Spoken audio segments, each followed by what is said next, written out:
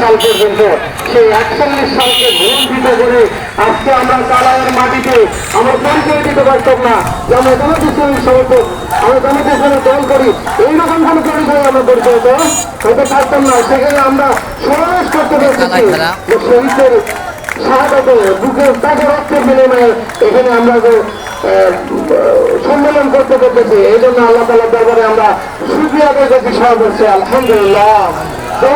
রসুলের প্রতি সৈয়দুল মুরসালিন রাহমাতুল্লিল আলামিন জনাব মুহাম্মদ মুস্তাফা মুহাম্মদ সাল্লাল্লাহু আলাইহি সাল্লাম।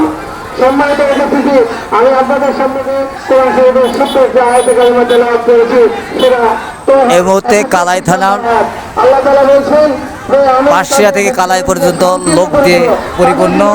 তাদের জীবনে কোরআন নাই, তাদের জীবন আমরা কি করে দেবো? সংকীর্ণ করে দেবো।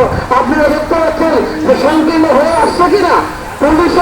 পুলিশের আইজিপি রেবার ডিপি বলেছিল যে আমরা মাটির নিচে থেকে দুর্নীতি লোকদেরকে খুঁজে বের করবো, কিন্তু আসলে সে কি আছে বাংলাদেশে? সে কি আর কোনোদিন বাংলাদেশে আসতে হবে? আল্লাহ তাআলা তাকে নিজেই সংকীর্ণ করে দিয়েছে।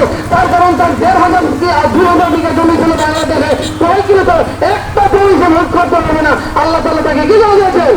সংকীর্ণ করে দিয়েছেন। আজকে হাসিনাকে আল্লাহ তাআলা কি করে দিয়েছেন?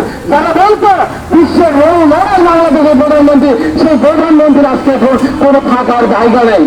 চিন্তা করে দেখছেন আজকে কি আধিপত্য আমরা গালের বাড়িতে পা দেওয়ার সামনে তাদের আধিপত্যের কারণে আজ তাদের প্রধানমন্ত্রী বাংলাদেশে থাকতে না, সারা বিশ্বে তাদেরকে কেউ গ্রহণ করতে যাচ্ছে না। ভারতও নিয়ে দিতে যাচ্ছে, ইন্ডিয়াও তাদেরকে মনে করে মেলে দিতে যাচ্ছে। চিন্তা করে দেখুন বাংলাদেশের সব কিছু দেওয়ার পরে তাদেরকে দূর করতে বাধ্য হচ্ছে। সম্মানিত উপস্থিতি, যে আসলে আল্লাহর এই আয়াতটা আল্লাহ মনে সুবিধা আমাদের জন্য কার্যকর করে দেখা দিলেন যে দুনিয়াতে জানেন যে তাদেরকে সংকীর্ণ করবো, সেটা বাস্তবতা আমরা দেখতে পাচ্ছি। সমস্ত এমপি আজকে আমাদের এমপি